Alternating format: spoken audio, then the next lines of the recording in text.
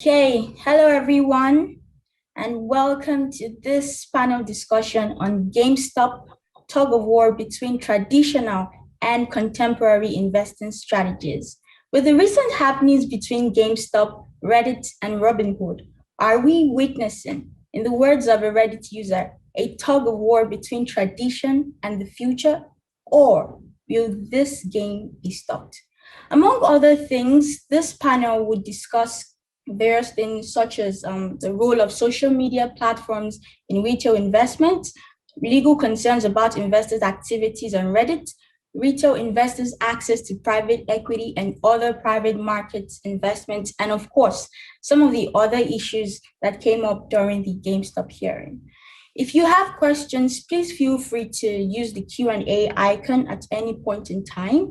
And my name is Tolulope Aweyomi, a recent business and finance law LLM graduate of GW Law School. And it's my pleasure to introduce this incredibly smart and amazing set of panelists. And so I'll go ahead to do that. The first panelist we have is Bradley Bennett. Bradley Bennett was a senior partner in the White Collar and Corporate Investigations Group at Baker Botts LLP. Bradley previously served as Executive Vice President and Chief of Enforcement of FINRA, where he led a team of 275 lawyers and investigators and directed investigations and formal FINRA disciplinary actions against broker-dealers and their associated persons for violations of FINRA rules and federal securities laws. Bradley's private practice experience includes representing Fortune 100 issuers, representing the office of a senior member of Congress in connection with SEC review of the treatment of legislative information, and counseling senior management and boards on governance and compliance obligation under Sarbanes-Oxley. Glad to have you here, Brad. Our next panelist is Farah Guberman.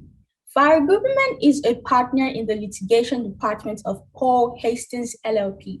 She defends corporations and executives in high-stakes investigations, trials, and internal investigations involving a wide array of regulatory enforcement and white-collar criminal matters, including those involving securities fraud, accounting fraud, and insider trading, to mention but a few.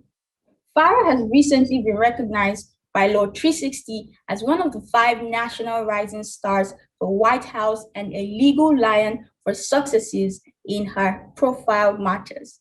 Her work was shortlisted last year by Global Investigations Review as most important case of the year for its impact on future government investigations. Glad to have you here, Farah.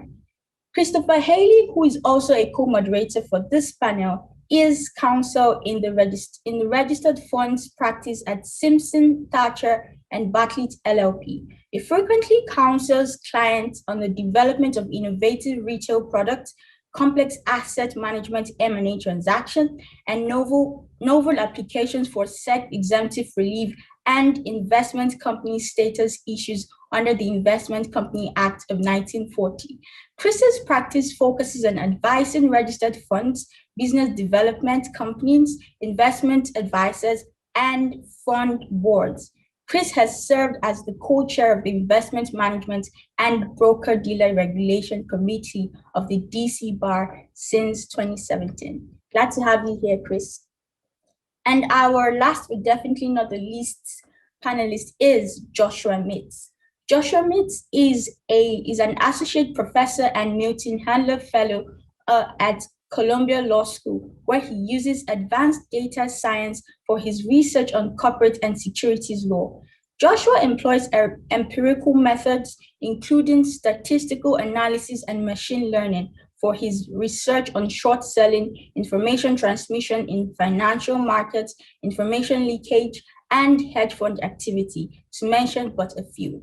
Joshua recently presented a paper titled A Legal Perspective on Technology and the Capital Markets, Social Media, Short Activism, and the Algorithmic Revolution at a conference hosted by the Columbia Law School program in the Law and Economics of Capital Markets, where he is a fellow. Joshua is also a member of the Center for Financial and Business Analytics at Columbia University's Data Science Institute. Glad to have you here, Joshua. Chris, over to you. Thank you, and on behalf of everyone, thanks for those kind introductions. Josh, I want to start with you and the paper that was just referenced. Keith Gill, who was the individual investor represented at last week's GameStop's hearings, mentioned in his opening remarks that hedge funds, other Wall Street firms, they have teams of analysts and people gathering research and analyzing companies, but individual investors don't have those same resources. And that came up in an odd way where some of the House members were asking how many people were in the room with various panelists just for their testimony. Josh, in your paper, you described the rise of short activism and these new media platforms, Twitter, Seeking Alpha, but I think the same could be said for some of the social media platforms, Reddit, YouTube, Twitter. In your view, are these social media platforms, are they leveling the playing field at all between individual investors and more sophisticated and institutional firms? And are those platforms able to transmit information to individual investors at a same or similar pace to what larger, more sophisticated firms are doing? Well, thanks, Chris, and it's great to be with you all. I think that's a terrific starting point. I think it's helpful as we reflect on the events of the past month to remember how we got here. For the past decade or so, there's been an increasing use of social media platforms by sophisticated hedge funds, primarily on the short side, although not exclusively. The SEC brought an enforcement action in the matter of Ladingo Holdings, which involved attempts to puff up a stock on online platforms using pseudonymous identities. But for the most part, what my research has found is that the last 10 years have been characterized by an ever-increasing presence of short sellers on social media who precipitate a crash in a company's stock price only to exploit the panic to make a quick profit. Investors in GameStop were but the latest string in a long series of victims of these sorts of short attacks. We saw in the early days of the GameStop episode an attack by Citron Research on the company, in which Andrew Left announced that the company was worth, in his view, no more than $20 a share. Part of the rallying cry that individual investors were responding to in the early days of this episode was a sense that the stock prices of many of these companies had been artificially depressed. A concern that's really been around for quite some time, but the SEC has done little to address, both as a policy matter and an enforcement matter. These platforms, these new media platforms, really did enable investors for the first time to band together to say, we're going to, in effect, rebel against the downward pressure that's being applied to these stock prices. Now, this was a point that Roaring Kitty himself made in the hearing, that he's still optimistic about GameStop's valuation. And even if the price did way overshoot to the upside, I think it's important to remember the context. Individual investors, my research has shown, have been taken advantage of to the order of tens of billions of dollars by sophisticated short sellers and hedge funds. Prices have been manipulated downwards. I've established this through a series of papers. The research is pretty clear that individual investors have been the victims. The SEC has done virtually nothing to stand up for individual investors who've been the target of these attacks. And so here we see the crowd taking matters into their own hands, not excusing manipulation or fraud that may have occurred on the other side, but it's important to remember that these platforms have allowed the individual investor to fight back. And Josh, in that sense, you mentioned pseudonymity on the part of the hedge funds. I think there's been some speculation as to whether individual investors are benefiting from that same phenomenon in terms of Reddit and in this particular, all the meme stocks. Do you see individual retail investors as able to benefit to the same extent as the hedge funds have in using pseudonymity to sort of, affect a short type of strategy? Yeah, so the ironic thing about this episode and what we saw in the meme stocks is that in many ways, these individual investors were taking the strategies that had been masterfully deployed by short-sighted hedge funds who were executing a short investment strategy, whether that's the use of pseudonymity or in effect putting out a thesis that individuals could band together around. It does seem to be that pseudonymity has caught on, and it has been particularly facilitated by platforms like Reddit, which their CEO proudly said, we don't allow manipulation of the platform. But of course, that's a separate question. We're really interested in whether Reddit is being used to effectuate fraud or manipulation in the capital markets. I will say that I and 11 other securities law professors around the country have filed a rulemaking petition with the SEC, where we've asked the SEC to put down some basic rules of the road concerning the use of online forums to move stock prices, very simply applying what's known as scalping doctrine to say that one should have to be transparent about positions that are in fact contrary to what one is saying. And here's where the risk of pseudonymity becomes particularly acute. If I can in effect tell the market under a fictitious identity that I'm long or short a stock while trading in the opposite direction against my listeners, I could be in effect effectuating a form of fraud that's long been recognized in the pump and dump setting. So we've called on the SEC to make rules precisely because pseudonymity makes these sort of manipulative strategies particularly effective and particularly profitable. And Josh, is this similar or maybe a cousin of what you describe in your paper as negative activism? Well, I think negative activism is what we've seen on the short side, but now we're seeing a kind of positive social media-driven activism on the long side, in part just because I think for one reason, Robinhood doesn't allow the individual investor to short. It is sometimes harder to create a euphoria rather than a panic, but we see these techniques being really applied on both sides. The challenge is that the SEC, both from an enforcement and particularly from a policy standpoint, has really not come forward with any rules of the road for social media. So one obvious problem is posting that you're long or short a stock while having in fact an order or an intent at least to trade in the opposite direction of your listeners. Another problem that we and my colleagues in this petition have advocated is that there's no duty to update a position disclosure that's become stale. So one can, at the time one posts a position disclosure that voluntarily that they're long or short, in fact, have an intent consistent with that disclosure, but a short time later change their position and with no corresponding duty to update the market. So what this allows for is an activist-like strategy where one puts an announcement out. This is why we're long or short a stock, without disclosing even as little as 5 minutes later that they're changing the direction of their trading strategy. And individual investors who rely on those disclosures, which may be material, are in effect relying on stale information.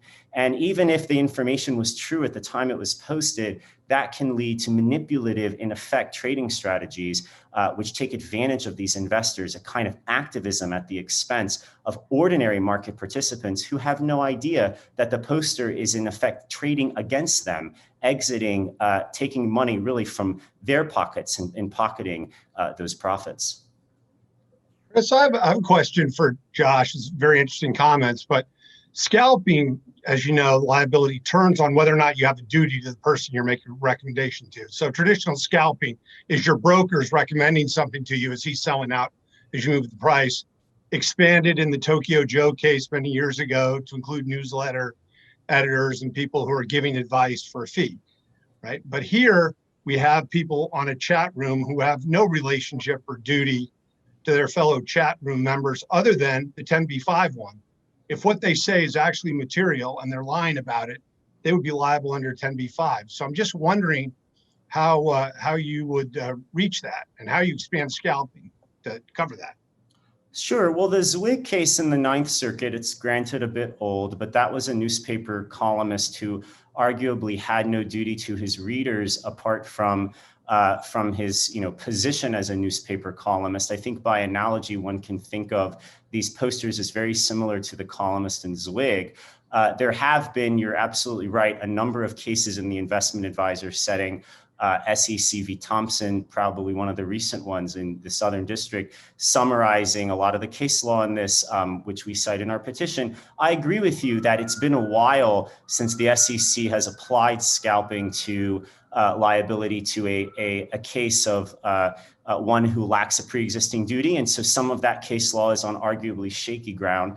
That's why we've asked the SEC to clarify as a matter of, at least as an interpretive, to put out interpretive guidance, that in their view, scalping doctrine, which is that part of scalping doctrine predicated on a 10b-5 theory. And here the theory, just to be clear, would be a misleading omission. So it would be a half-truth theory. So the duty would arise from the general half-truth duty to disclose facts which would be necessary to make what was said in the context of what was said not misleading. And here the claim would be, as it was in Zwig, that if one puts out a statement as to their position disclosure while harboring an intent or even having placed orders in the contrary direction, that in fact is information which is necessary to be disclosed so as to render the voluntary position disclosure not misleading. I think that captures a lot of cases on social media where posters may be posting these positions voluntarily while not disclosing in effect what is a misleading omission, that they're trading in the opposite direction. Then if you'll indulge me in one other question. So your dynamic, as you described on the chat room with the small investors deciding they're not going to take it anymore from these short sellers, how is this really any different than Herbalife, where you had, a short seller that was very public about their position, their theory that Herbalife was a pyramid scam. And then you had not a group of small investors, but one other rich guy, Carl Icahn, who decided he didn't like the short seller. He thought Herbalife was great, and he was willing to put his money where his mouth was and spend whatever's necessary to squeeze the short. So to me, it's kind of like, the old wine in a new bottle. It's a different vehicle, but it's the same behavior. Am I missing something there? I agree with you completely that the mere expression of contrary sentiment, whether it's to the upside or to the downside, is probably in and of itself not fraudulent or manipulative. I think there's a number of facts that we could be unaware of we don't have all the information in the public record. One possibility could be contrary trading intent under the scalping view. That is to say, it would be one thing if one has a genuine view. I mean, if you go to the ATSI and other cases where the courts have dealt with the claim that intense short selling is manipulative, the courts have said, well, there's nothing really different about intense short selling from intense long buying. But of course, those were cases where that was the extent of the claim. There wasn't a claim that there was, in fact, contrary trading behavior saying one thing while doing another. As to the broader question of what to do about situations where one takes an aggressive position, I think the aggression in and of itself is not the problem. The question is whether there's total transparency. And we also have, I think, a set of questions under Section 9A, 9A2, 9A3 of the Exchange Act, in which one could potentially harbor manipulative intent, either via their trading activity or via communications that they're disseminating about their trading activity, which wholly and apart from 10b-5 could also be the basis of enforcement. But this does turn on the trading, not on the mere presence, I agree with you, of contrary sentiment. Well, I would just add, if I get charged with manipulation, I'm hiring Farah because I think she can win that case for me on my intent. I appreciate that. I actually, to add on to this sentiment, there is a Second Circuit case from about 15 years ago, US v. Royer. You may have seen an American Greed episode about the underlying trial of El Jindy. But the issue is that even where there's not a false or misleading statement, there can be market manipulation if there's general deceit. So if you're saying, I think that the stock is going to go much higher and trying to encourage buying, but in fact are selling, there have been cases in at least the Second Circuit that have supported that theory, even where there's not an actual false statement. So I do think that that's a concern here as well. Well, I would go back, this is years, but Jonathan Levitt, who was like a 15-year-old kid living in his basement at mom's house in New Jersey that was active in the precursor of Reddit, the Yahoo chat rooms. And, he was active on multiple stocks. And when the SEC went to go investigate him, they had no idea he was a kid. He shows up for testimony with his mom as his representative, probably the first person in history to be represented by their mom. But in any event, the SEC was very careful in that case to go through all his posts. And the only ones they charged him with were the ones that were clear 10B, where he said he spoke to people at the company and they told him X or Y, or he knew that the company was going to do X or Y transactions, some objectively testable fact. And they let him go on the stuff that was opinion. I think it's going to go higher, whatever, even though he was clearly doing what Josh said. He was scalping. He was 100% a scalper in all these chat rooms. So, it seems to me that, where it's egregious, we do have the laws, but everything can always be improved. Yeah, I'm talking about market manipulation. Farah and her colleagues wrote an article on Bloomberg Law, zooming in on whether the sudden surges in the share prices of GameStop was market manipulation and whether regulators should intervene. Farah, please, could you tell us more about this and if you think regulators can or should intervene with these GameStop moves? Sure. I mean, when the GameStop frenzy was happening and you have a stock going up 800% in a matter of days, immediately there were calls, and we saw that led to the recent congressional hearings, and of course every newspaper headline. Is this market manipulation? Is this a pump and dump? Who should be looked at here? Who should be regulated here? Where are the investigations going to be? So I think that their questions are twofold. One are the group of people in this Wall Street Bets group on Reddit, and second were the Robinhood and other trading platforms. So first, thinking about the Reddit users, trying to think about whether there was market manipulation, we have to think about the elements of the offense. And first, was there an intent to defraud, deceive, manipulate to set a misleading share price? And I think that the regulators are going to closely look at the language of all of the chats to see what was being said and how was it being said, because the next prongs are, was there a false and material statement or a material omission? And in terms of falsity, I think that's what Brad was just touching on, that there's a very clear issue of whether there was an opinion statement, which is much harder to prove falsity related to, like, I think this, or I think it should go up more, versus I spoke to the CEO of GameStop and he told me this information. And then also materiality, because you're just talking about what was seemingly ordinary users on a chat room, an internet chat room, and is anything that they're saying to one another as lay people material?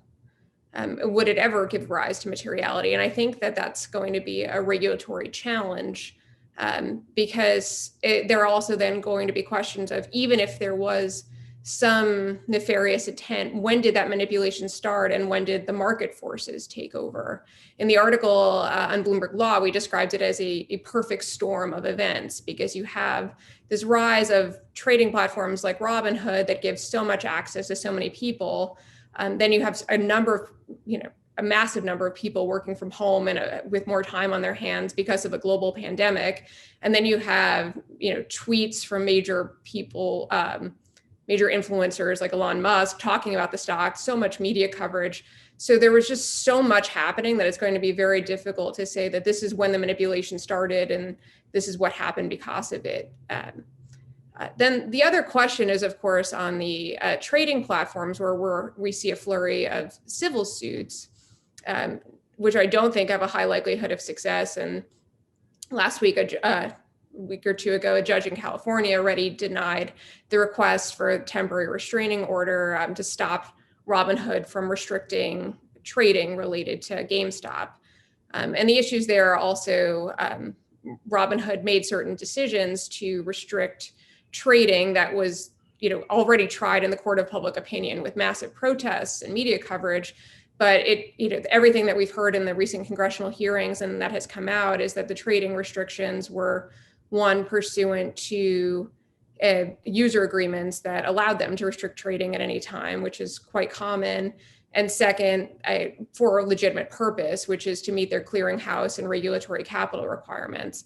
So I think that there are significant challenges in bringing charges, either regulatory or criminal charges, on either of these areas. But that being said, there's certainly going to be a lot of investigations. I mean, the subpoenas have already been issued. And I think the issue is going to be, should there be new regulations or should this be tightened, as opposed to, can we really bring a charge under the way things are currently written? Farah, can I ask you, what do you think about the application of Section 9A3 of the 1934 Act, which prohibits the circulation or dissemination in the ordinary course of business of information to the effect that the price of a security will rise or fall because of the market operations of one or more persons, like we're buying the stock, conducted for the purpose of raising or depressing the price of such security? Section 9A3 doesn't have a materiality qualifier in it. Well, I mean, I do think that group trading has been permitted consistently. And I think that's, even without the materiality threshold, you would still have a group of people saying this is artificially depressed because of the statements that hedge funds are making. We think it should be higher. And I do think that that can be found to be a legitimate purpose and a legitimate discussion, even if they don't need to satisfy a materiality threshold. Well, I do think as a practical matter, bringing that case, and maybe as a legal matter too, you'd have to show that it actually had an effect on the market, right? I think that case isn't a compelling case to win if you can't show that these statements ever affected the market. And I think when you have here, like Farah said, a group of people in this community, thousands, right, who post their opinions and offer each other encouragement, some of whom, Josh, you correctly point out, are more influential than others, right? Some of them have way more followers. Some of them are known to everyone. How you sort that out? Because to me, it's not like looking for a needle in a haystack. It's like looking for a needle in a stack of needles to find the one person or the group of people you're going to say. Now, obviously, Roaring Kitty makes himself a target because he posts his brokerage statements, right? As you point out, you know, if he was posting a statement saying he was up 8 million and buying more, and in fact, he'd sold out the day before, I think he's going to have some explaining to do with the SEC. But it just seems to me there's a reason there's not a lot of Section 9 cases under any provision. And that's, you know, part of the practical hurdle. I also think that there are other issues, because I was talking about everybody as a seemingly ordinary user of Reddit, and what's coming out since the initial media reports are that they weren't all ordinary users. You have some of the leaders of this who were employed by broker dealers in various capacities. And does that change the impact of what they're saying, or make the fact that they hid their employment status, you know, does that raise more questions? And I certainly think it does. And I mean, I think it also raises questions for their employers on compliance policies, but that's a separate area. Well, without a doubt, you know, if you're a registered person, the firm you're associated with has duties to supervise your activity. And if you're engaging in private securities transactions, i.e. securities transactions away from the firm has to have procedures in place to get notice of that and to supervise it. If you're doing an outside business, they have to have procedures just to know about it. And usually most firms have procedures that require you to have your accounts at the firm where you're registered, because they don't want you trading away from the firm for these very reasons. I think Roaring Kitty was like a investor ed guy, not really a broker. That doesn't make it better or worse. But you were 100% right, Farah, that there are civil or SRO obligations that are at play here. I would like to throw another question to Josh, and it's more out of my depth finance theory, but I always go back to Warren Buffett, right? Who says in the short term, the market's a voting machine. In the long term, it's a calculator. So in the long term, a company's worth what it's worth, right? So at some point, the fundamentals of the business and its prospects and its performance actually matter. So it's not just investor sentiment, right? So the idea, and I take this from I was listening to the Bitcoin panel, right? Where Bitcoin people get totally outraged too when someone says, well, what's this really worth? You know, at what point do you make that switch from, yeah, these guys are getting screwed because their sentiment doesn't control, to, you know, maybe this GameStop is a $40 stock. Maybe people don't want to go and physically deliver their video games. At what point does that come in? Well, I think what this episode has challenged is, at the very least, the Supreme Court's sort of offhand comment in Halliburton 2, as they waved away the evidence that a group of finance professors brought in their amicus brief.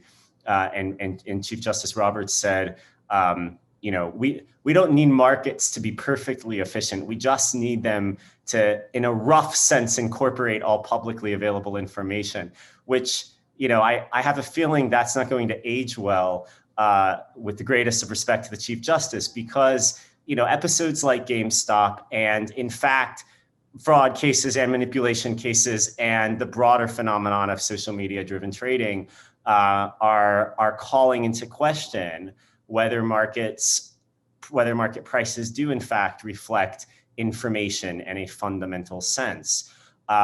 This is a point that, I made it an article in a very different context on merger and acquisition appraisal, in which the Delaware courts have had to grapple with the question of whether you can use market prices to, in effect, determine the value of a company that's the subject of an acquisition. And I think what these episodes are doing is calling into question these assumptions of market efficiency. What that might mean for securities fraud, for private securities fraud litigation, could be quite profound. We have a case right now before the Supreme Court, the Goldman Sachs case, in which one of the big issues is who bears the burden of persuading, in effect, that a market is or isn't efficient. Episodes like these, in my mind, should cause the court to be perhaps a little bit more hesitant, a little bit more cautious before concluding that, well, it's just generally understood that markets are efficient. It's interesting because I think the old market structure hands, at the former regulators, current regulators at the SEC have been doing it for a while, would say, the plumbing of the system worked in GameStop, right? The credit protections worked. Robinhood had to post their collateral. The trades got placed. The spreads stayed narrow. People were able to trade on one venue or another. There was no systematic risk. Reg NMS worked. Everything worked. The plumbing's fine. It's actually a vindication for the system. But it sounds like you probably have a slightly different view than that. Well, it's one way to think about it, right? And I guess the question is, does it not trouble you that lots of people bought GameStop at prices well north of $100 because spreads were narrow, right? And that's, I think, in some sense, the core of this. Should it bother us that investors are hurt? This is a particular kind of volatility. It's not a macro volatility. It'd be one thing if we were hurt buying, right before the coronavirus pandemic began. But this is a kind of, manufactured volatility. So to me, at least, it's a little bit more troubling. I'm not sure I can just wave it away by saying, well, spreads are narrower, Well, I mean, that is in the old days, you would have been at the New York Stock Exchange at the Post doing open outcry, where I think the Post existed just to allow the specialist to enter position on you, and your spreads would have been $1 billion, and the market trading would have been disrupted as soon as the specialist was really at risk, right? So, I think for all the warts, a lot of people would say, look, consumers get better prices now. However they get them, payment for order flow, whatnot, it may be a little ugly, but the market still delivers a better execution than it ever did and a cheaper way to trade. And one thing that came up during the hearing, especially about the payment for order flow, especially the question about the best prices, best execution prices, would you think, or do you think that retail investors need more regulatory protection from institutional investors like the short sellers, and require more transparency from platforms like Robinhood? It's an open question, so anyone can answer. Well, there's a lot of components to that. I think, I think it's right, Josh. There's no free lunch. So if you're not paying a commission for your trade, you're paying for it some other way, are you not? And the question is the other way you're paying for it, is it, still giving you a best execution? And as you know, there's a whole group of rules around what you have to do to show as broker dealer, introducing broker, which Robinhood is, to show that you're delivering best execution. You have to do look backs, record keeping. You have to, spot checks on what the execution was like on other venues. Another problem we have is, what percentage of the trading volume is not in a lit market? It's not a market that we can really look at, right? It's a dark pool. So, probably in the old days, you paid $70 for a trade, right? And typically people held stock for months. I think now the typical share of stock is held for like a nanosecond, right? Less than a minute. A typical share of stock is held for way less than a minute because of what is done in this market, high frequency traders, algorithms, and the like. That's what provides the liquidity, but that also provides the incredible trading volumes. I'd be curious. I agree. I mean, I think it's a challenge in a lot of ways. I'd be curious to hear Farah's thoughts on whether or not, we're paying a price.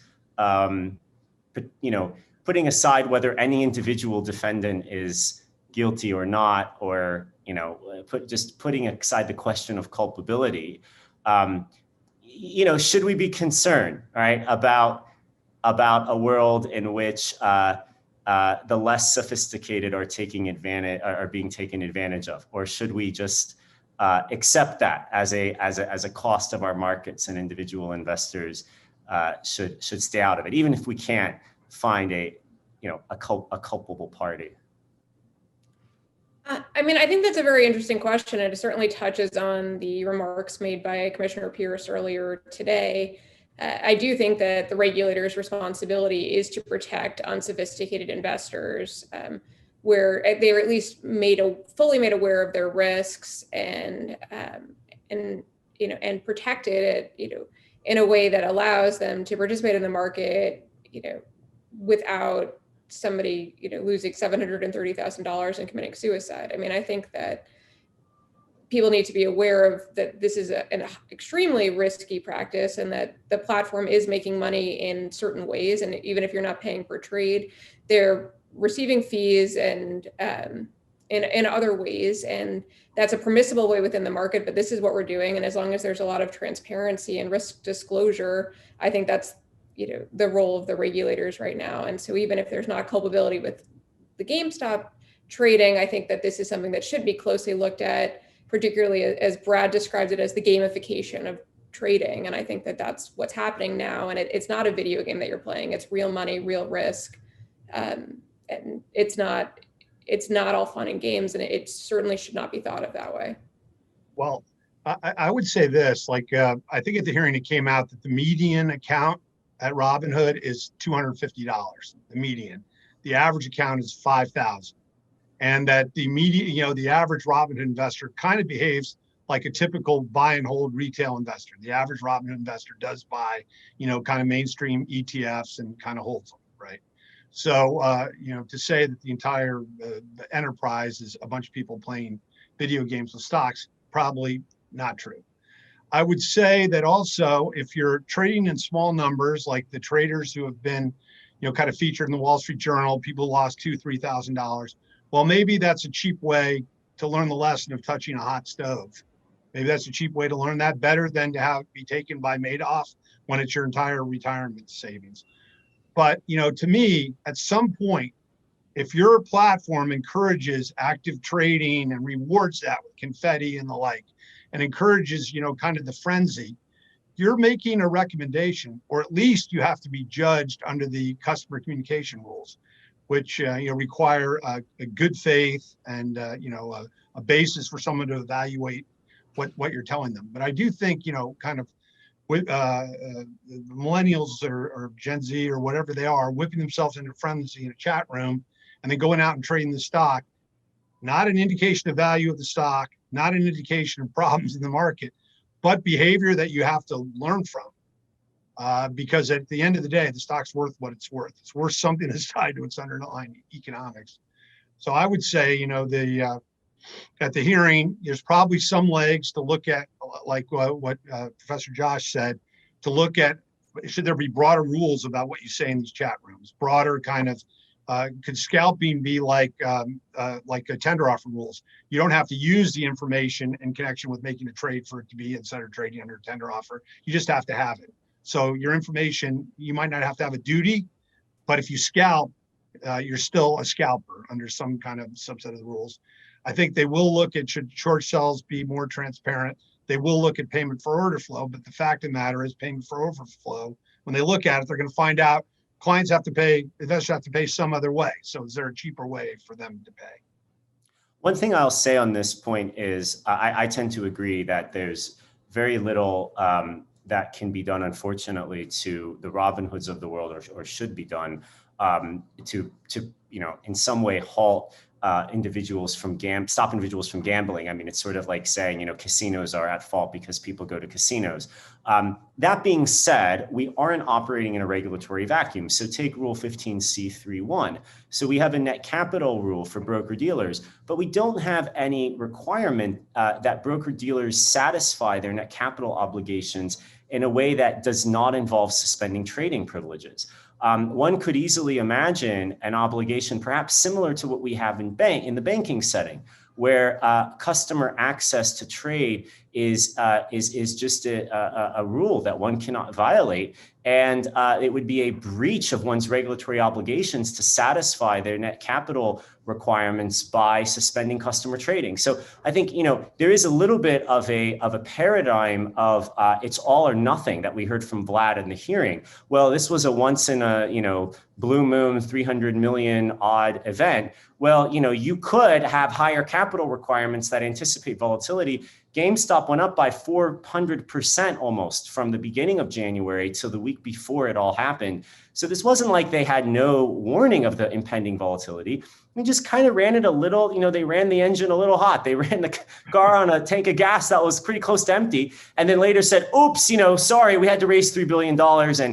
And so that's something where in my mind, regulators could step in and say, that's not the way you do this, that if you do this, that's going to be a breach of your obligations, that you need to be capitalizing upfront, just like a bank. There should be a prudential layer where we step in and say, we don't want retail investors to pay the price for your undercapitalization. Well, it's interesting, very interesting, because I agree with you. Robinhood said, look, 2 days before the capital call, our net capital requirement was 100, our clearing deposit was $128 million. So it went up 30-fold or whatever the math works out to be. But, you can have a broker dealer that has $5,000 net cap. There are $5,000 net cap broker dealers. So you can have a broker dealer with less capital, an introducing broker dealer, than it takes to start a McDonald's, far less. And that's kind of part of the democratization of finance, I think. But I agree with you that one of the other things that will take care of this, if it works the way it's supposed to, is blockchain, right? Because if blockchain, you won't have to have these big swings because everything will settle instantaneously, right? And then you don't have the credit risk that you're protecting against for these $3 billion deposits. And they were trying to get at that too by saying, I'm sorry, I thought by saying at the hearings, well, it should be not T2, it should be T1, which would, I presumably, reduce it. But Farah, I'm sorry, I interrupted you. No, I was actually going to say that the same thing, is that changing the settlement dates from T+3 to an immediate settlement would a quick way, I think, for a regulatory fix here. And we can use the crypto markets as a model in that respect. They're a little slow is one problem, right? You have a lot of transactions, but maybe there'll be some innovation there.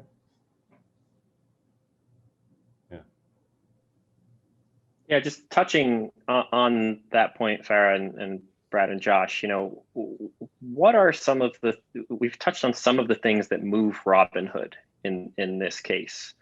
There's been speculation, was it hedge funds that moved Robinhood?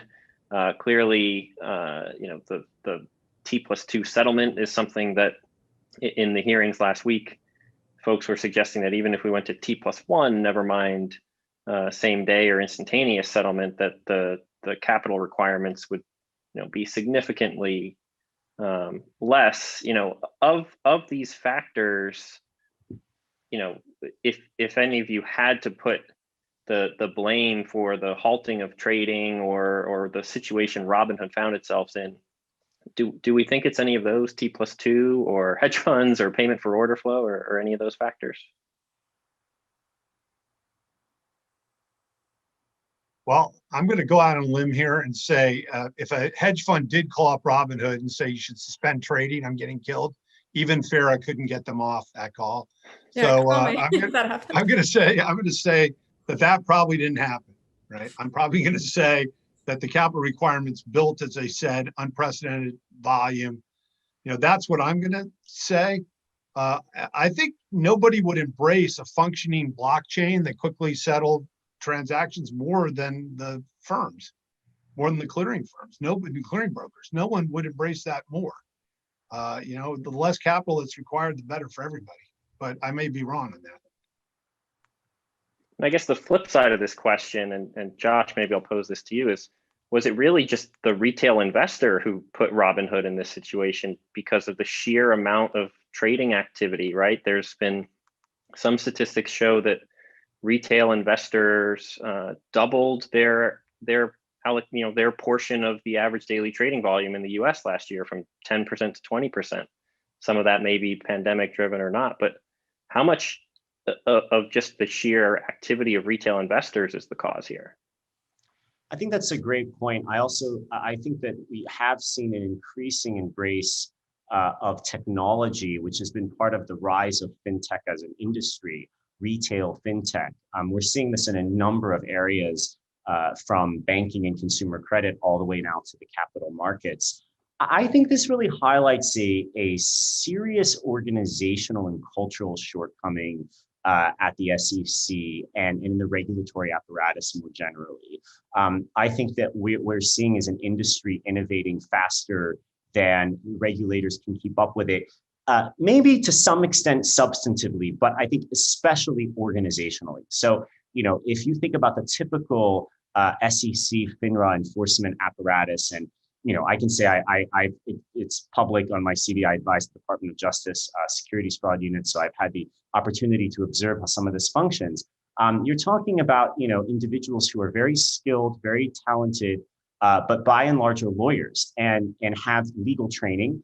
And while many law schools, like I'm sure George Washington, at least at Columbia, we're trying to teach our students how to be more tech savvy and tech aware. The reality is that the industry is often innovating faster than the typical enforcement attorney is able to keep up with.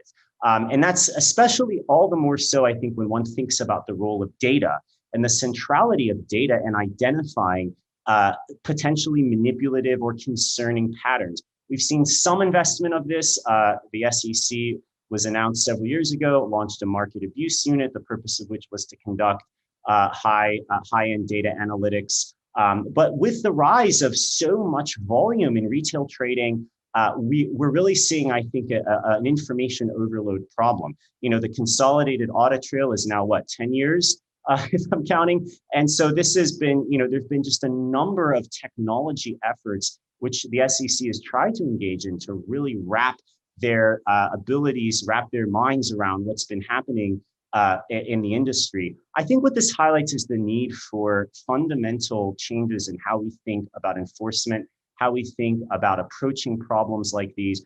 We need to have data scientists sitting alongside lawyers, in my opinion, throughout the SEC.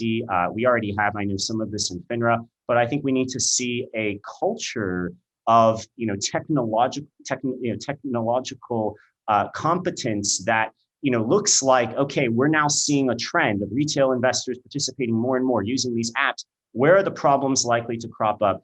Can we step in real time and stop concerning patterns that are emerging in the markets before they end up costing individual investors in this way? This is a paradigm shift, and I think it is prompted by the rise of retail, because we might not have been so concerned if a hedge fund crashed and burned, but when individuals are, having serious consequences to mental health, and this in fact inflicts a harm on society more generally, that might be a justification to say, no, regulators can't just come in 6 months, 9 months later and try to figure out what happened. They need to be on top of the data in real time. And I think that's a real shift that technology is prompting. Well, as you know, the SEC does not have a tape of every transaction that happens during the day. The closest thing to a complete tape is at FINRA in their market regulation department. And they run a series of patterns, hypothetically, well more than over 100 patterns looking for manipulation. But the problem is, it requires human intervention, because those patterns generate alerts, but somebody has to look at it and decide. And getting a pattern that only turns out positives is a pretty tough job. So you end up with either like 0 alerts or 10 million alerts that someone's sorting through. The manipulation cases, layering, spoofing, are more likely to be made by the exchanges themselves because someone complained, because somebody who's an option seller or whatever is on the short end of it and has said, look, here's some trades that hit me from these firms. They had to have been related. That's where the best layering spoofing cases have not come from some overall data management, as Josh said. It's come because someone had the goods and dropped the dime. And what you really need is you need failed data scientists, algo writers from the huge firms to go be willing to be regulators so they can tell you, here's what these algos are doing and here's where you should look. But Josh is absolutely right. It's like the biggest data problem in history, right? It's the largest, CAT is the largest data amalgamation project ever attempted. And can you do something in real time? Because for an enforcement lawyer, Josh is 100% right. You can't tell them, here's some reams of data, go figure this out. You got to tell them it's Mr. X in the breakfast room with the candlestick, right? The Colonel Mustard and the candlestick, right? In the breakfast room, because they're not going to be able to figure it out. But you're 100% right. The algos and everything else is way smarter than the regulators at this point. We've seen some, I should give, particularly the commodities fraud team at DOJ a lot of credit, because some of the great, well, I guess Farrah might disagree, but some of the, in my opinion, the great spoofing cases of the last decade, I guess depends on what side of the table you're on, but I do think they've done tremendous work in getting a number of high profile convictions, in part because of advanced data analytics on the commodities fraud side. It's a really sophisticated group. And I think it's a model for, for what we can see, what we should see going forward. And I completely agree. This is a needle in a haystack problem. We could totally change the paradigm. We could say the role of a regulator is to be on top of this, not to just be looking back to build an enforcement case, but to be identifying in real time, where are the problems coming up? It's a data problem. The private sector solves it. Palantir can solve it. We can solve it. The SEC could solve it. It's a matter of prioritization and regulatory will. And so zooming out for a moment, and we talked a lot about Robinhood and the particular facts around GameStop and the other meme stocks. Does this phenomenon represent either the beginning of, or is it evidence of something that's been brewing in terms of retail investors having more influence in the market, right?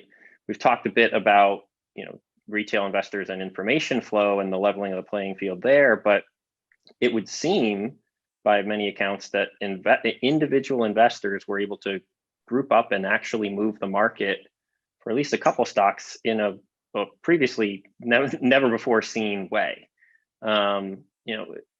Is social media and things like that, are they actually not just leveling the playing field of information, but increasing the power of the retail investor and their purse? Maybe Josh, will start with you because that's related to your prior paper.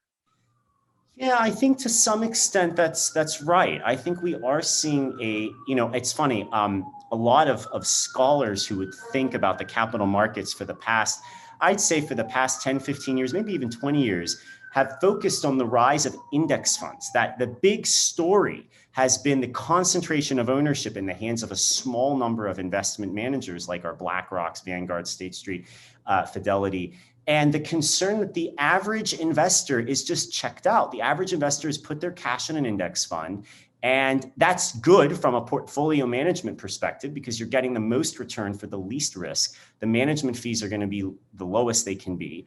And you just sit back and watch your 401k grow, right? But then what's the problem with that? Well, an index fund can't possibly dig in and monitor each of these companies and come up with a valuation of each of the companies in its portfolio and still give you that low maintenance fee, right? That low management fee.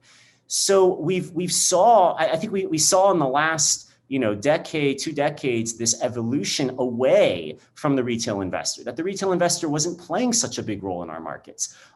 Now, perhaps with the rise of social media and the rise of technology, that's starting to change. And it goes back to, we saw some hedge funds doing this individually, but now we're starting to see the average, individual investor step up and say, I too can come up with a thesis on a company. Now, I might be wrong, okay, but that's a new form of engagement that we didn't have in our markets, that we kind of lost. And many said, maybe this is a bad thing, we're losing this, and it's arguably coming back. And I think, Brad brought up earlier the Herbalife, Carl Icahn trading.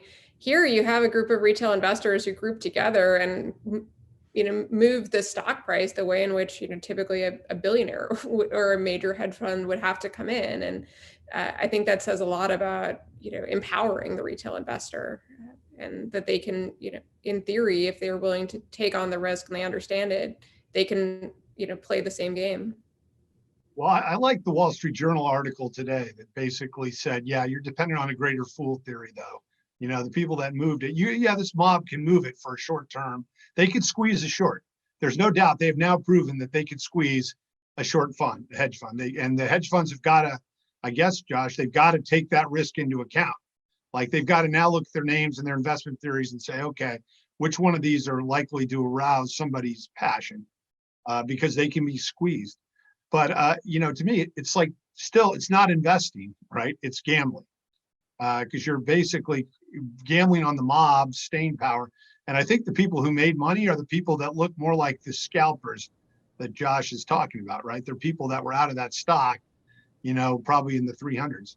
It's also interesting to me, there were some movements there that just should not be allowed to happen, or don't make sense. During days when the stock ran, the deep out of the money put options also ran up in price. So, the stock's increasing $100 a share, and put options with exercise prices that are like $200 below the trading price are going up in value. So, how is that possible? But for, something going on in this market that we haven't properly evaluated.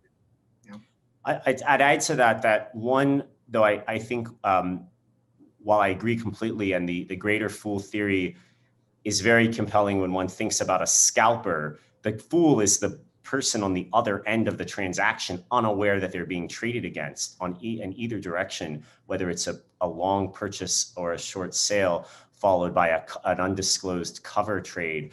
But I think, to Farah's point, it's not fully clear. I mean, this goes back to our broader discussion of market efficiency. It's not fully clear whether the counterparty, at least early on, was in fact a fool. This depends on whether we think that the price was depressed. I mean, part of what Roaring Kitty kept saying was that, I bought GameStop when it was $5. I keep calling him Roaring Kitty because he was so insistent he's not a cat. But what Mr. Gill was saying, I bought it when it was $5 a share. All right, now, so, we can all probably agree the company's not worth $300 a share, or $200, or maybe not even $100. But there is an open question as to whether it was foolish to buy at $10 or $15, or whether the organized opposition early on to Citron's report, which said this is a $20 stock, and everyone said, no, let's go in. It could have been that the company is a $30 stock or $40. We don't really know. And so I think part of the challenge here is that we can't fully reject that this might be, in fact, a new kind of participation in the market, that maybe 95% is a story of the greater fool, but that there could be this kernel of value that's being added.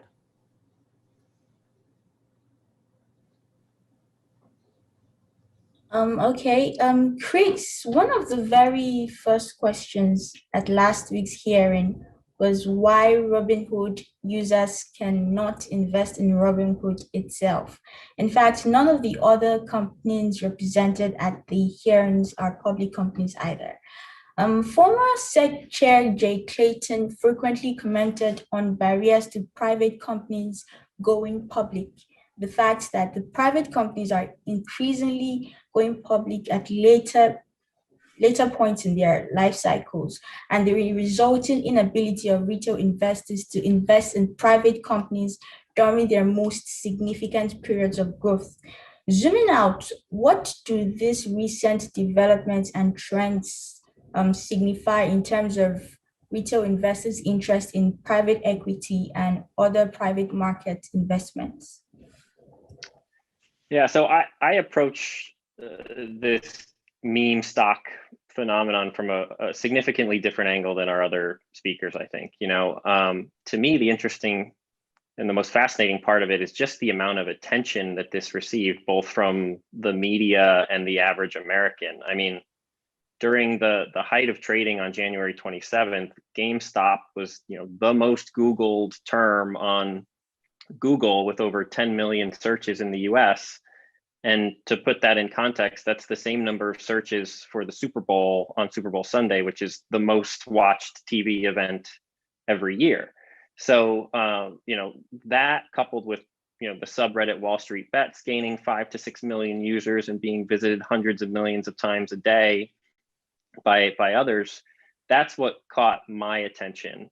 And, I don't want to read too much into this, but there has been an increasing dialogue and around the idea of democratizing the U.S. investment system, right? And that was mentioned a number of times. That specific term was brought up a number of times at the hearing last week, and I think it's potentially GameStop, coupled with the phenomenal interest in SPACs this year, is maybe what proponents of democratization would point to as evidence of the retail investor being more interested in the types of strategies that have historically been reserved for the very wealthy and sophisticated institutional investors. Something that I mentioned earlier is retail investors during the pandemic seem to be twice as active in the markets, representing now 20% of all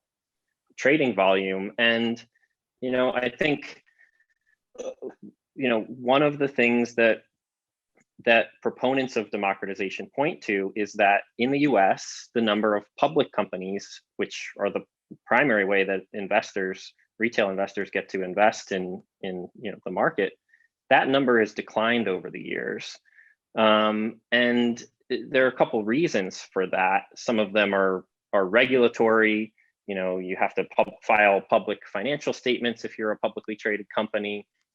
You also have to deal with short sellers, which a number of CEOs of prominent public companies really don't enjoy having to deal with. But the other thing that I'm not sure that the average person realizes, I'm sure our panelists do, but there's also been a significant change in America's retirement system, where we've gone from a defined benefit system being the dominant way that folks save for retirement, and that's what you typically think of as a pension plan. And we've seen a dramatic shift toward 401ks or defined contribution plans. And the reason that ties to private markets is that a pension plan, one of the ways that they generate returns for their pension holders are they can invest in private equity funds and other private market types of investments. And when I say private markets, I don't just mean private equity, but private debt, real estate, infrastructure, natural resources. These are the types of things that folks used to have exposure to through a pension plan, but a 401k plan doesn't have the same ability to make those types of investments. So, I think, I remember when I was younger, when I was in college, every athlete everywhere was starting to wear Under Armour, and it was the best thing on the market. And, I wanted to invest in Under Armour when I got my first job out of college, because I thought it was great. My friends all thought it was great. It sort of seemed like a good investment, and I couldn't invest in it. I didn't really understand why at the time. I was a fifth grade teacher and didn't really have the background I do today, but I could see why retail investors get frustrated that, they can't, a Robinhood user loves the app, has done all for themselves, sees all this buzz. I could see why they're frustrated that they can't invest in a company that they like. Well, it's interesting because you're on the same side as Chair Clayton was at the SEC, right? He thought that one of the biggest tragedies was that the mom and pop investor didn't have access to a broader range of investments, and that the public companies, as you pointed out, there are fewer public companies than there are ways to invest in them, right? So they wanted it to make it more attractive to be a public company and offer broader opportunities. On the flip side of that, and it's something I lived very much in coming out of 2008, 2009 at FINRA, is complex products require complex thoughts. And if you're basically recommending them to people, and that's really what triggers it, if the broker, dealer, investment advisor is recommending them to somebody, they got to understand them. They got to understand in whose best interest it is to own those products, and then they got to understand or make sure they're held in a way consistent with how the products are structured. So it was very easy coming out of 2008, 2009, because you would see products in retail accounts that were being held counter to what it said in the prospectus. So products that had significant tracking errors, i.e., they really didn't follow the market the way a novice would think, like especially inverse and levered products. They say in the prospectus they're short-term hedging, hold them for a day or two, and people would hold them for like 8 or 9 months en masse. So at some point, I used to say, yes, there's democratization of investment on one hand, which I totally agree with you, Christopher. On the other hand, you can't give a circular saw to a 5-year-old and expect something good to happen, right? So somewhere in the middle is the balance we need to strike.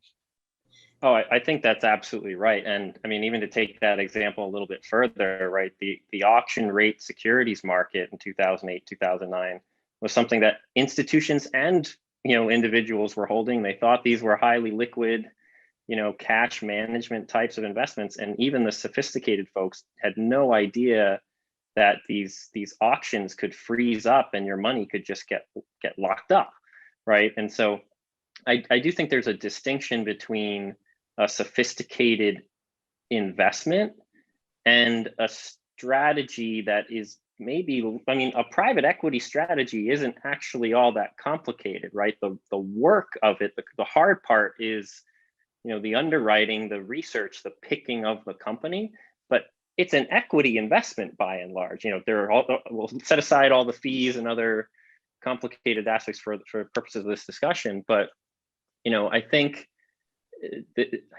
when at least I'm thinking about democratization, I'm thinking about the more straightforward strategy just in the bulk of the US market that a retail investor is not allowed to make. They can't hold a loan of a private company. They can't hold stock in a private company. And I think that's more likely where we would see changes to level the playing field a little bit. And there are some ways to access these things today, right? I think if you're going to access private markets, it's largely through a registered investment company wrapper or a business development company wrapper, right? Those are funds that are registered with the SEC. They themselves file public financial statements. They're managed by a registered investment advisor who has a fiduciary to the fund, and they have to have generally a majority of independent directors overseeing that advisor. So I think, that's where you can get some of these investments. And I think REITs sort of fall into a similar category for real estate. But even that wrapper that's available to retail investors right now, it largely isn't allowed for a variety of regulatory reasons that we may get into later. Like, those funds still can't do the same thing that a wealthy, sophisticated investor can. I think private credit is maybe as close as you get through business development companies. And for those that don't know, business development companies largely step in for banks and provide financing to smaller and middle market private companies. So that's private debt. That's probably the most accessible of the private markets for an average retail investor today. I'll just add to this that one of the interesting behavioral psychology facts of this whole recent GameStop episode is how frustrated people were that they couldn't buy. I mean, Vlad kept saying, well, we let them close their position. We let them sell. So why are you mad? You only would have lost money if you had bought, and a lot of us rationally kind of look at this and say, well, why did anyone want to buy at $300 and something a share?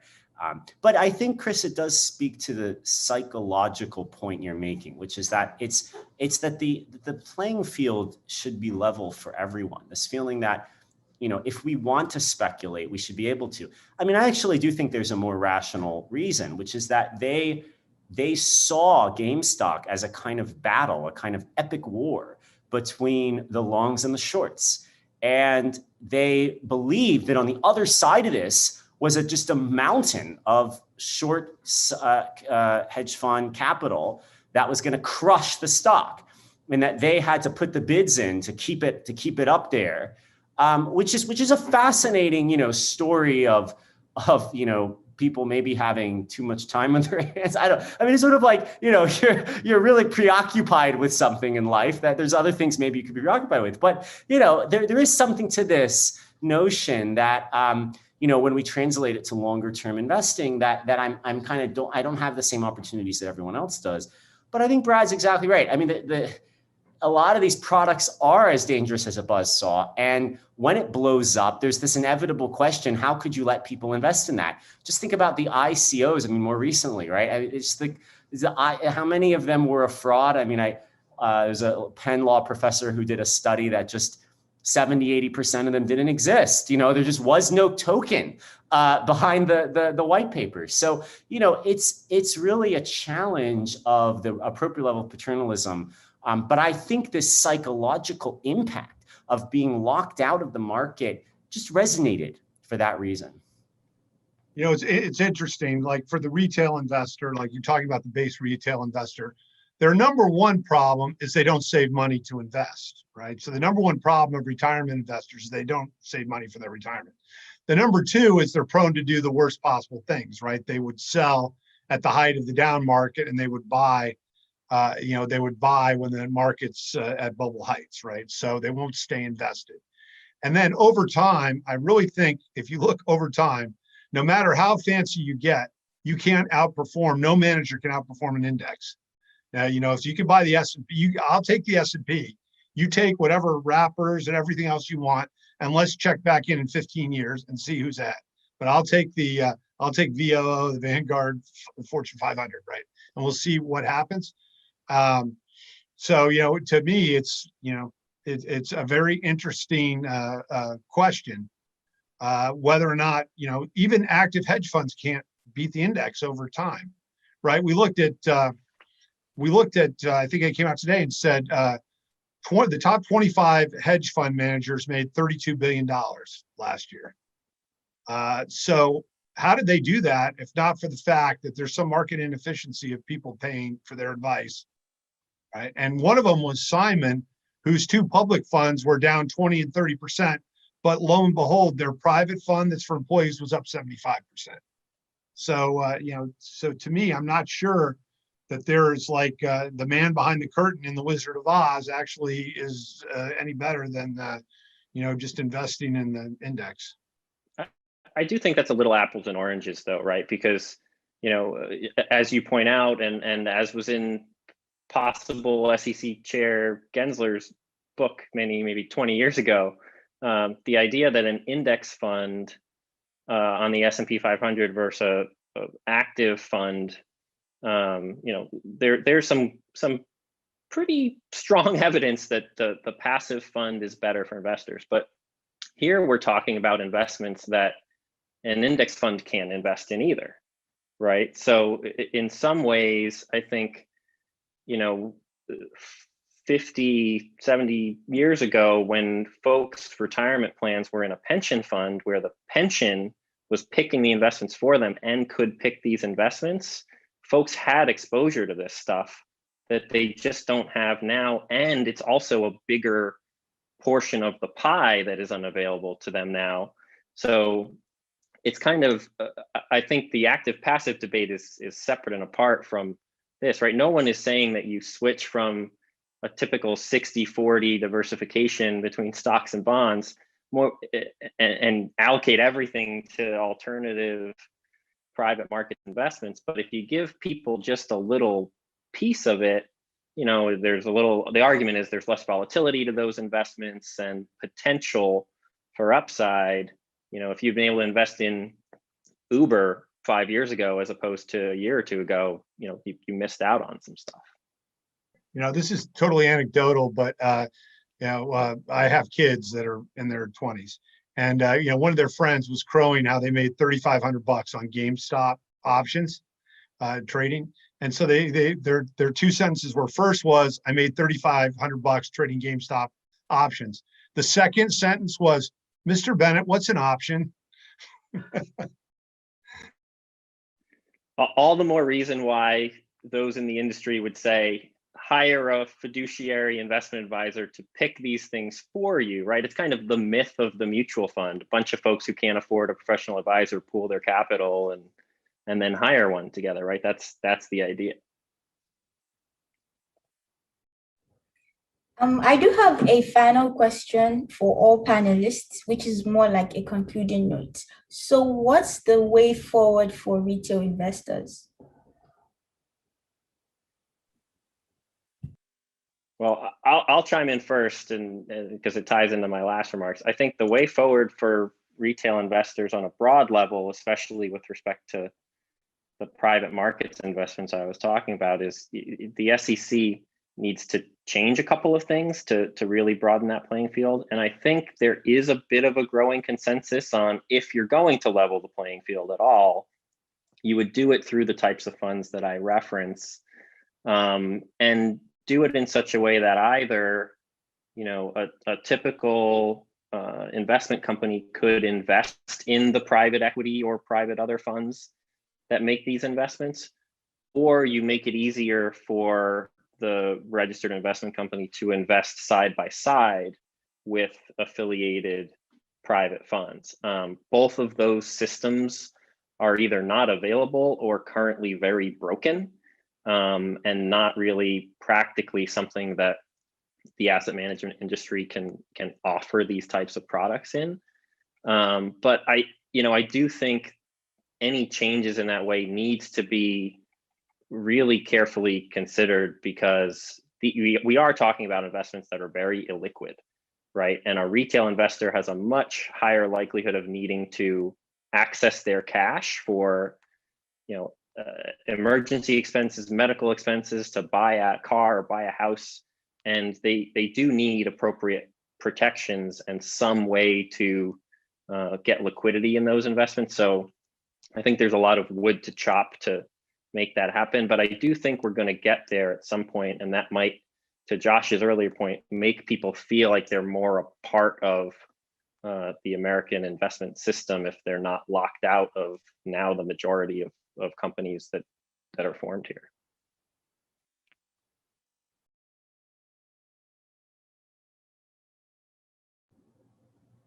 Do we have an order? I don't want to, should we continue to go in clockwise, virtual clockwise? Okay, well, I would say this, it's just a reminder, there's no free lunch, right? So if you think you've opened an account on a free trading platform, well, lo and behold, someone's going to be making money off your trading activities through order flow or some other way, your cash balances. And, so be aware that when they're encouraging you to do something, there's a reason for that. It might not always be in your best interest. Just like, as Professor Josh has so eloquently put, if you're on a chat room and you think you're getting free investment advice, it's probably likely that at least morally you're being scalped. And if a hedge fund is going public with their short analysis, it's not because they really love to ferret out bad companies. It's because they have something else going on. So, that's my closing observation. I'll just add to that. It is, I think, and this goes to some of the debates we were having early on. I think this whole episode does challenge the reach of classical fraud and manipulation law. And here to our debate that Farah and I had over the application of some of these statutes. When these statutes were enacted, they had in mind a different technological landscape, but arguably, many of the machinations and ways that individuals can defraud others, or sophisticated players in the financial system can defraud the less sophisticated, are the same. The challenge in my mind is adapting. One of the classic technological problems for manipulation law is, how do you prove intent when you're talking about an algorithm? How do we even ascribe intent? The way that we would classically prove intent via a smoking gun email, we meant to manipulate the market, or we meant to engage in fraud. It's just a lot harder when trading strategies are effectuated through algos, through disintermediated platforms, and all of this can end up if you will, taking advantage of your retail investor, your average investor who isn't aware at how sophisticated and adept the financial system is, the financial industry, at exploiting their their own trading. And so the sense that, retail money is dumb money is just a deep truth. And I think that it's unfortunate that it's the case, and that it's so sophisticated in an era when retail participation, as Chris has pointed out, is on the rise. So while taking Farah's point that much of this behavior is difficult to prosecute, that might raise a question as to whether the laws we have are adequate, or whether we might need a broader perspective as to how technology is in fact shaping the capital markets and what that is doing to the average retail investor.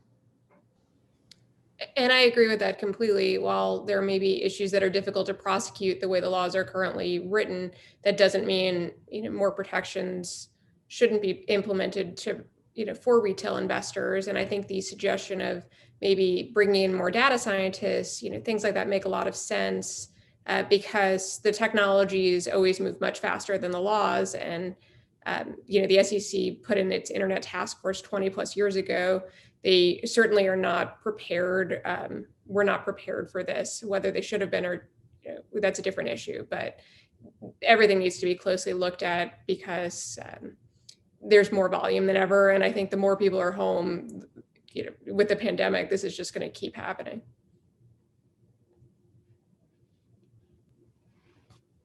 Well, there's no free lunch, as Brad said, and the need for more data scientists to be regulators. That sounds interesting too.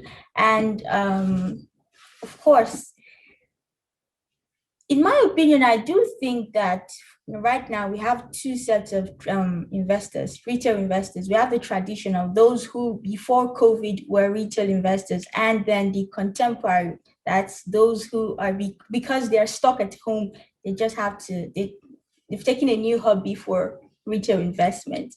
Thank you so much, Farah, Josh, Brad, and Chris, for coming. You were so phenomenal. And before we end this panel, I would really like to thank Abby Zwick for putting this panel together. She really did a great job.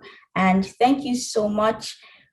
Yes, and thank you to the audience for your rapt attention. And please, the conference continues tomorrow with another insightful panel discussion on addressing issues in digital taxation, a US and EU perspective. Thank you very much, everyone, and have a nice day.